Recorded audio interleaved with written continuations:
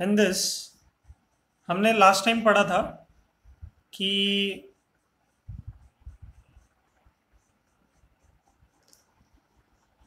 Prevention and control of noise. ठीक है, तो यहाँ पर हमने देखा है कि मशीन शुड बी, अगर मैं इसको जूम करूँ तो क्या बोला है कि machine should be design in such a way that it produces minimum noise. All the automobiles electric generator should be provided with improved silencers, ये भी एक बात है। Third point is heavy vehicles should not be allowed in the residential area. तो जब भी मैं ये सारी बातें हम करते हैं तब ये कितने इफेक्टिवली हम उसको इम्प्लीमेंट कर पाएंगे इस पे भी हमें जोर देना चाहिए। ठीक है, जैसे use of speaker for various social और religious function should be banned. अब बैंड करना तो गवर्नमेंट ने किया था, डीजेस वगैरह गणपति के टाइम पे अलाउड नहीं रहता था क्योंकि उससे बहुत ज़्यादा हेल्थ इश्यूज होते थे लोगों में, मोस्टली ओल्ड एज लोगों में।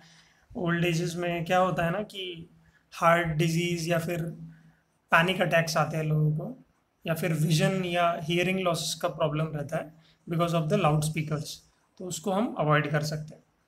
या फिर factory should be relocated far from the residential areas. तो बहुत से बार क्या होता है कि जहाँ पर बहुत पुरानी फैक्ट्रीज है उसके आजू बाजू में लोग रहने बढ़ते आता है, एक्सपांशन होते जाता है, फिर रीलोकेट करना ज़रूरी होता है ऐसे कुछ फैक्ट्रीज को, है ना।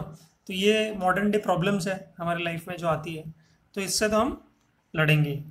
ठीक है, फिर उसके बाद हमने देखा था कि वेरियस इंस्ट्रूमेंट्स लाइक स्ट्रिंग्स में बेस्ड, जैसे वायलिन हो गया, guitar, sitar, Veena, all this have strings but they produce different different vibrations.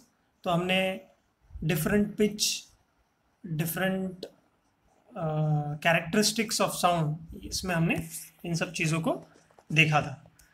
उसके बाद फिर विंड और रीड इंस्ट्रूमेंट, जहाँ पर हमें वॉइस या फिर एयर कॉलम्स को वाइब्रेट करना है। ठीक है, तो इसमें हम लोग यहाँ पर देख रहे हैं कि फ्लूट हम यूज़ करते हैं, शहनाई यूज़ करते हैं। बिस्मिल्लाह खान साहब की शहनाई हर शादी में बजती है, जहाँ पर आपको शहनाई बजते हुए दिखेगी मैक्सिमम बिस्मिल्लाह खान साहब की होगी। या फिर शादी में ये बजता है, बिगुल बोलते हैं जिसको। तो ये सारे के सारे फ्लूट, शहनाई, बैक पाइप्स, है ना। अब इंग्लिश में इसको क्या बोलते हैं पता नहीं, पर ये लिखा हुआ है यहाँ पे बिगल्स, है ना, बिगल्स, जो भी जैसा भी प्रोनाउंसिएशन हो उसका। द थिंग इज कि एयर कॉलम को हमें वाइब्रेट करना है। Next we have membrane based sound producing devices, जहाँ पर ढोलक हो गया,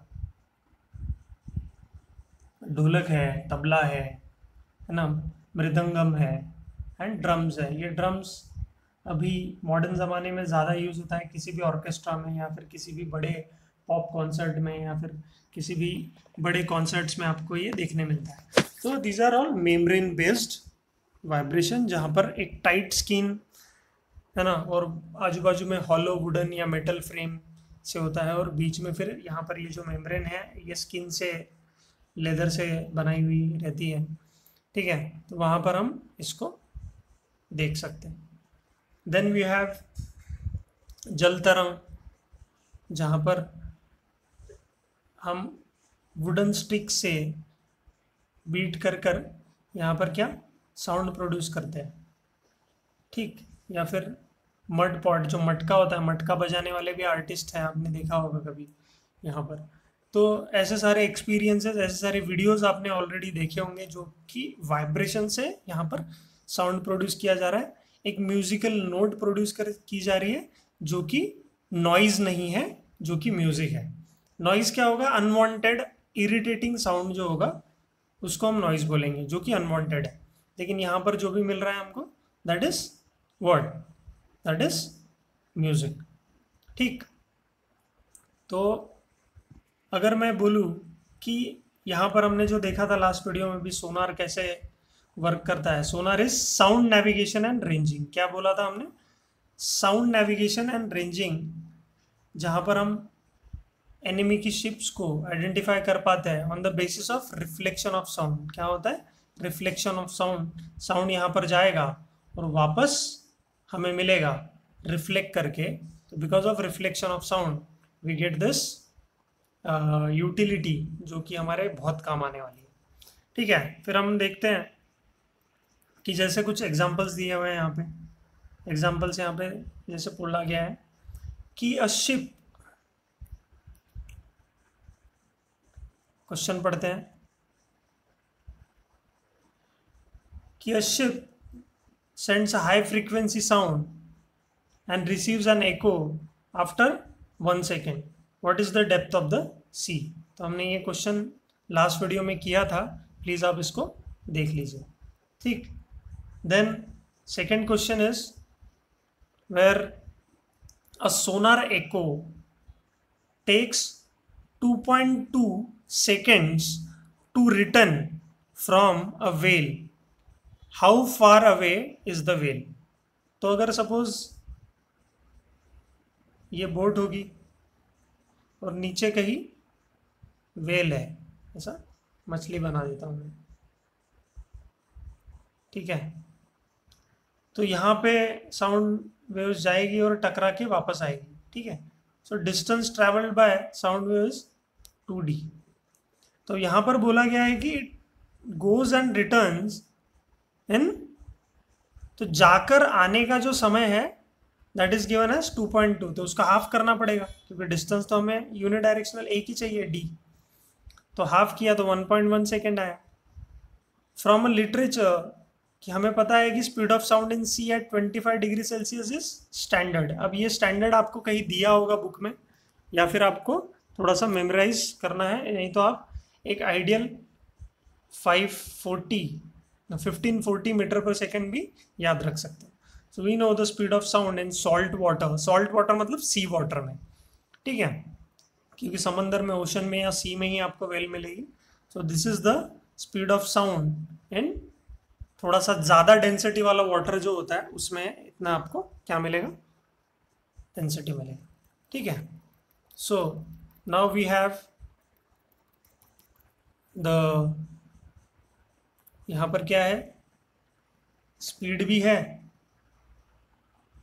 टाइम भी दिया हुआ है, तो डिस्टेंस क्या आ जाएगा? Speed into time. So you can easily calculate the value of the distance of whale from the boat.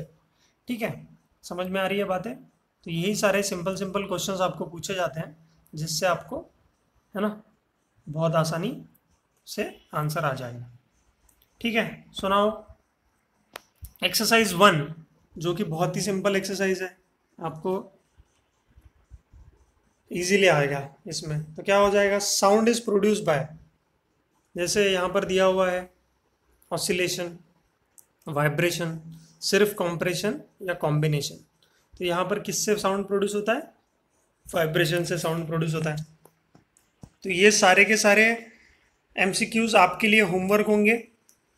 कितने क्वेश्चंस है?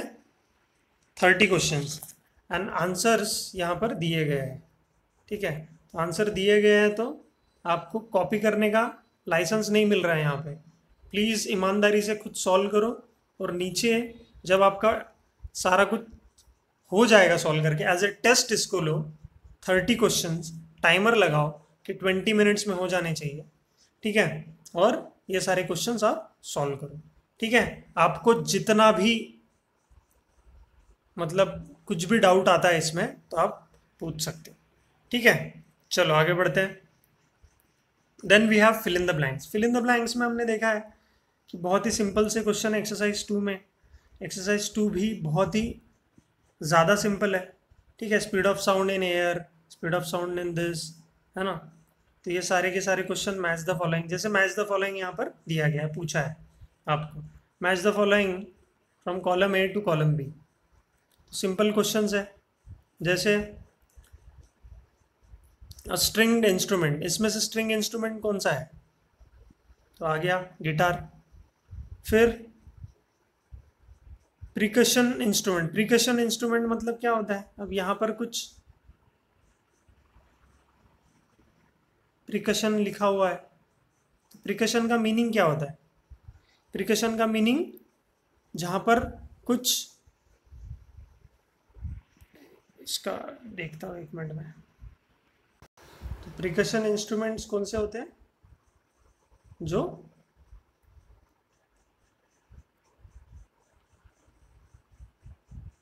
कुछ प्रेसिंग करके, ऐसे ढोलक वोलक होता है ना जो हम स्ट्रिक से बजाते हैं, these are the type of instruments you are talking about। तो ये जो भी इंस्ट्रूमेंट्स है ना, इनके लिए, जैसे स्ट्रिंग इंस्ट्रूमेंट के लिए हमारे पास गिटार है, प्रिकशन इंस्ट्रूमेंट के लिए यहाँ पर ये दिया हुआ है। फिर विंड इंस्ट्रूमेंट, विंड किस में यूज़ होता है? फ्लूट में यूज़ होता है। यूनिट ऑफ फ्रीक्वेंसी क्या है? हर्ट्ज है। फिर तबला, तबला तो प्रिकशन इंस्ट्रूमेंट में टेबल आ जाएगा क्या? टेबल बजाते हैं क्या लोग? हाँ, और ये गाल्टन्स विसल तो डॉग्स के ट्रेनिंग के लिए हो जाता है। और तबला क्या है? तबला प्रिकशन इंस्ट्रूमेंट है क्योंकि मेम्ब्रेन होती है, मेम्ब्रेन को फिर हम तिरकिट धा बजाते हैं। तो ये इसमें आंसर्स देख लेते हैं पहले। तो मुझे लगता है कि यहाँ पर जो प्रिकशन इंस्ट्रूमेंट्स के बारे में बोला गया है तो दैट इज टेबल होगा, और तबला के लिए ये होगा। ठीक है, so this will be your answer. तो देखो कॉलम यहाँ पर दिए गए सारे आंसर्स। एक्सरसाइज 2 के फिल इन द ब्लैंक्स दिया हुआ है, ट्रू और फॉल्स दिया हुआ है। मैच द कॉलम नहीं दिया है क्या? चलो नहीं दिया है मैच द कॉलम, ठीक है, लेकिन वही होगा क्योंकि यहाँ पर फिर और कोई आंसर नहीं बचता। ठीक है, देन गाल्टन्स विसल तो आपको पता ही है कि कैसे मेजर करने के लिए यूज़ होता है। Then we have this column है कि ईयर ड्रम, ईयर ड्रम किसके लिए होता है ना, कि सबसे पहला वाइब्रेशन ईयर ड्रम तक पहुंचता है। जैसे हमने ह्यूमन ईयर में देखा था कि अगर ये पिन्ना है तो पिन्ना से ये ईयर कैनल जाता है और यहाँ पर आपको ईयर ड्रम मिलेगा कि जो भी वाइब्रेशंस आएगा सबसे पहले यहाँ पर वाइब्रेशंस मिलेगा। ठीक है, तो डिटेक्ट साउंड भी हो सकता है, डिटेक्ट साउंड, या maximum displacement of an oscillating object. तो मैक्सिमम डिस्प्लेसमेंट क्या होता है? एम्पलीट्यूड, आपने देखा होगा एम्पलीट्यूड। जैसे ये वेव इतना अगर ये होती है तो उसका एम्पलीट्यूड इतना है, अगर ये और ज़्यादा उछलती है ना तो इसका एम्पलीट्यूड बढ़ रहा है, इसका मतलब। तो ये सारी चीज़ें आपको याद होनी चाहिए, characteristics of wave and what wave terminologies दोनों याद हो जानी चाहिए। ठीक है, देन सो यहाँ पे आपको आंसर मिल गया कि ईयर ड्रम डिटेक्ट साउंड, फिर maximum displacement is amplitude, second का answer, and the sound with a frequency of more than 20,000 hertz. तो 20 किलो हर्ट्ज, 20,000 हर्ट्ज से ज़्यादा अल्ट्रासोनिक बोला जाता है उसको, and low frequency sound can not here, that is infrasonic. ठीक है, ये सारी चीज़ें आपको पता होनी चाहिए। ठीक है, चलो, so this are your answers. तो इसको थोड़ा सा देख लो और आगे बढ़ो।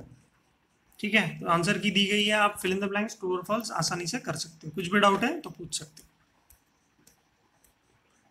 एक्सरसाइज 3, तो टोटल आंसर्स आपको नोट्स में मिल ही जाएंगे। एक्सरसाइज 3 तो कुछ बॉदर करने की ज़रूरत नहीं है ना, बहुत ज़्यादा डिटेल में नहीं है, ब्रीफ में आंसर्स देना है। फिर दिस इज एक्सरसाइज 4, जो यहाँ पर थोड़ा सा इधर उधर हो गया है प्रिंट, तो आप इसको थोड़ा सा देख लो। ठीक है, then we have what is the length of vocal cord in men. तो ये थोड़े से थेरोटिकल क्वेश्चंस है जो कि आपको